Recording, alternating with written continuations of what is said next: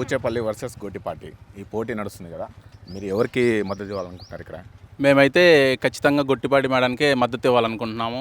ఎందుకంటే 5 years పరిపాలన చేశారు వైఎస్ఆర్సీపీ.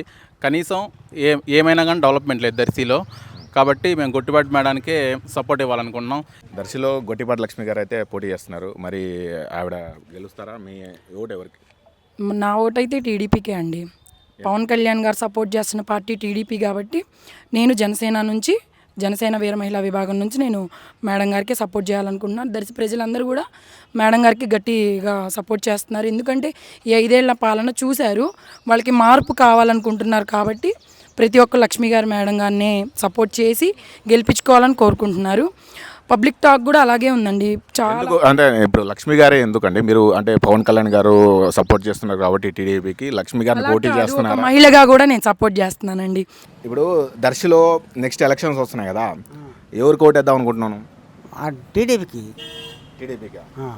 ఎందుకు టీడీపీ అంటే మాకు నాది రాజంపల్లె, మాకు పాల వెంకటరామయ్య, పనిదప్ప వెంకటరామయ్య మాకు అనుకూలం కాబట్టి పూర్వం నుంచి అట్టనే పోతాం. ఇప్పుడు ఇక్కడ గొట్టిపాటి లక్ష్మి గారు టీడీపీ నుంచి పోటీ చేస్తున్నారు కదా, మరి ఆవిడకి మీరు మద్దతు ఇస్తారా? మరి ఇస్తాం. టీడీపీ చంద్రబాబు నాయుడు కాబట్టి ఆయనకి ఇస్తాం. అంటే మనకు పనిదప్ప వెంకటరామయ్య రాజంపల్లి ఆయన మనకు అనుకూలం కాబట్టి మేము పూర్వం నుంచి అదే పార్టీ కాబట్టి అటే పోతాం.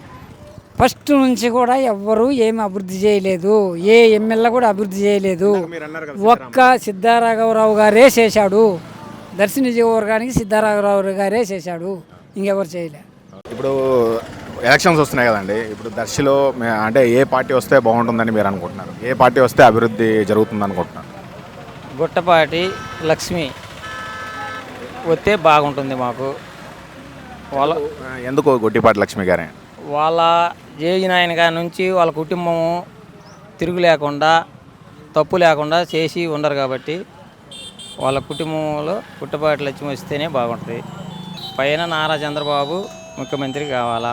ఇప్పుడు ఎలక్షన్లు వస్తున్నాయి కదండి, ఇప్పుడు ఎలక్షన్లు వస్తున్నాయి, ఏ పార్టీ వస్తే దర్శిలో అభివృద్ధి జరుగుతుంది? అభివృద్ధి అంటే ఎప్పుడైనా టీడీపీ వస్తేనే అభివృద్ధి జరుగుతుంది, కానీ వైఎస్ఆర్ వచ్చినప్పుడు 5 ఏళ్ళ నుంచి ఏమీ జరగలేదు ఆఖరికి.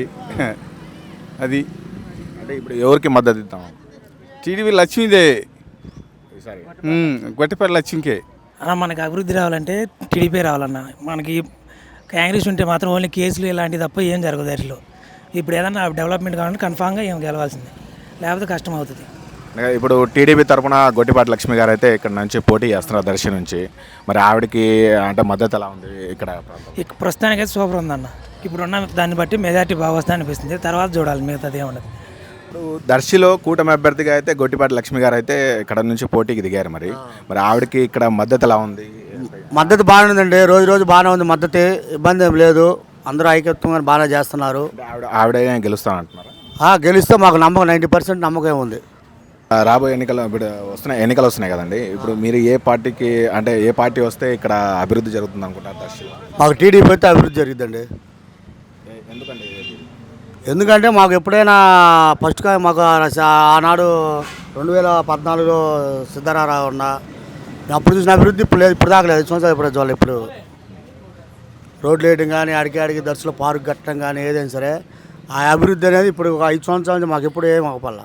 అంటే ఇప్పుడు సంక్షేమ పథకాలు చాలా మందికి అందుతున్నాయి కదా, మరి అలా ఏం పథకాలండి అవి ఎవరికి అందితే ఉపయోగం ఉందండి? ఊరు అభివృద్ధి కావద్దండి. సంక్షేమ పథకాలంటే ఇప్పుడు ఇంటికి 10,000 ఇస్తుండు, నువ్వుకే నూగుతుండు, ఇచ్చేకాడ ఇస్తుండు. ఏం ఊరు ఇప్పుడు రోడ్డు బాగుండే ట్రాఫిక్ ఉండదు, కావాల్సిందే కదా. ఏదో 10,000 ఇస్తే 10,000తో ఒక 4-5 రోజులతో గడిచిపోయా.